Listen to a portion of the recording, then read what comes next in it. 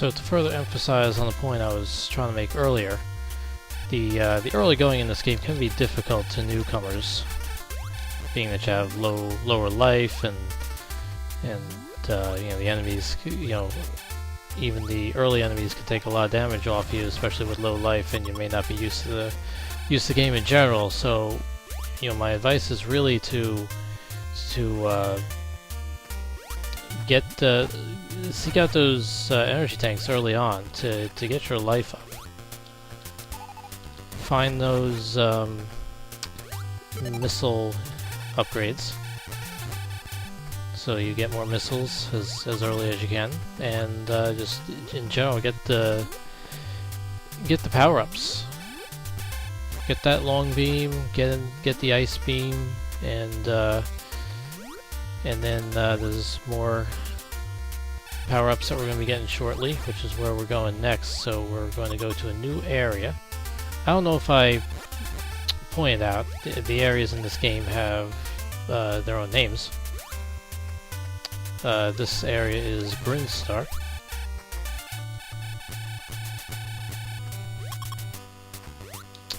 And actually I'm going to take a quick detour, if I may, just to show you something now.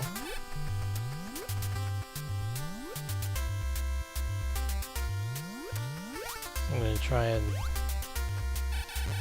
make this as quick as I can, just because we don't really need to do this at all, but I just kind of want to show you what's in our future. If we keep going all the way up past where we got the long beam, all the way up this shaft, to this door here, this is ultimately where we want to go to the end of the game.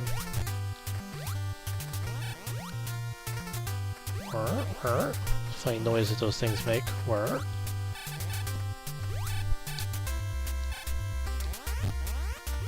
Whoa! Always found it interesting with the glitch. I don't know if it's a memory thing or whatnot, how your character like disappears when you get hit sometimes. Through this door is the bridge that isn't there yet because it's not built yet. But these two statues, this is Crad and Ridley, those are two mini-bosses in the game. We need to seek them out and destroy them in order for this bridge to be formed to get across into the final area of the game. So I just wanted to show you that because we will be seeking out, that's our main quest, is seek out these mini-bosses, kill them, and form that bridge so we can get to the end of the game.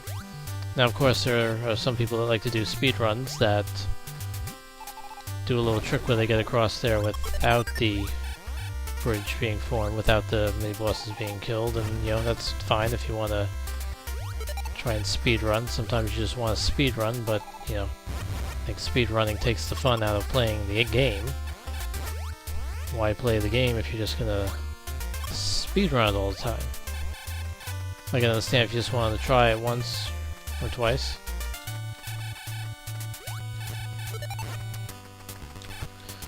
But anyway, that's enough out of me on that subject. Let's drop down as fast as we can to backtrack. So we're going to be going to a new area. We're going to leave the Brinstar area, which is where we've been so far. We're going to enter a new area called Norfair. And Norfair is deeper into the planet. Therefore, it's a hotter place. It's a hotter locale. More lava and things like that. And that is down through this way. So we're going to pass where we got our first missiles.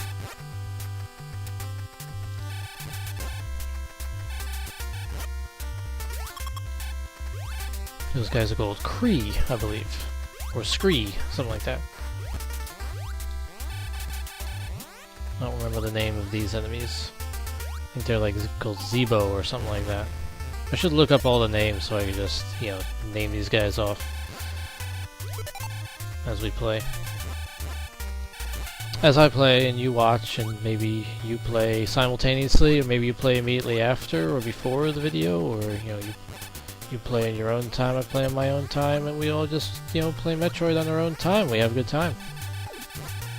Every time. It's time to have a good time. Pardon my rambling.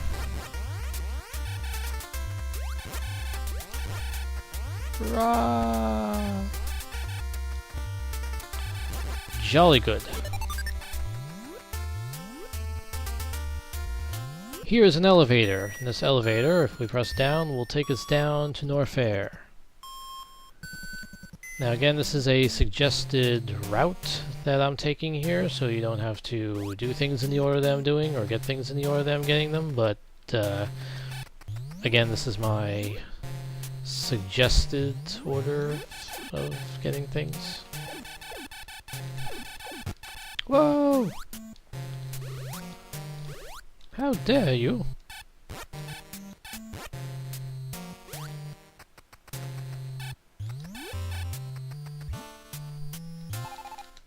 So the enemies will get a little tougher here, but you generally have the same types of enemies. Like you got these guys that crawl around attached to the platforms, and you got the flyers. Same technical tactics can be used for each creature type, if we'll call it that.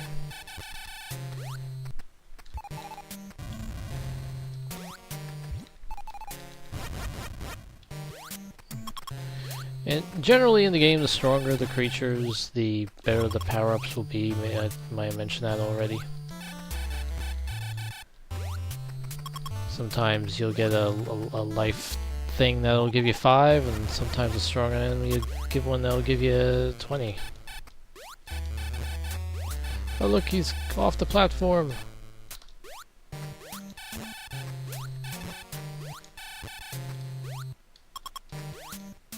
You have to be careful with the blocks that disappear, because they'll come back after however many seconds, and sometimes when they come back they may hurt you or they may not hurt you. If they... whoops.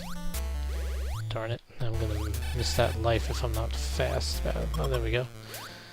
If they hurt you, they'll like knock you off to the side as they come back, and the other ones will, you'll just like, they'll materialize inside you, which is kind of weird, but hey, it's a sci-fi game. You're supposed to see weird stuff in sci-fi.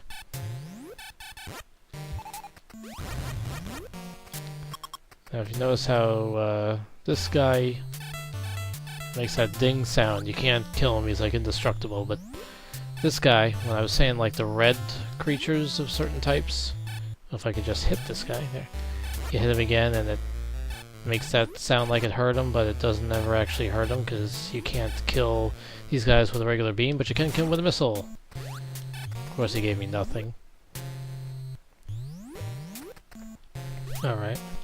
So, I'm gonna go up instead of down initially when I enter here. And I actually should have used that creature as a platform. Wait for him to come back. There, like that. And I can jump up here. We can go through here. So yes, this is Norfair. Now, definitely want to freeze him, because then you're going to use him as a platform to go through this secret tunnel. And use your bomb every few spaces. Takes you into special places like this. And I'm stuck in the lava. Let me get out of lava. Oh my god! These things are trying to kill me.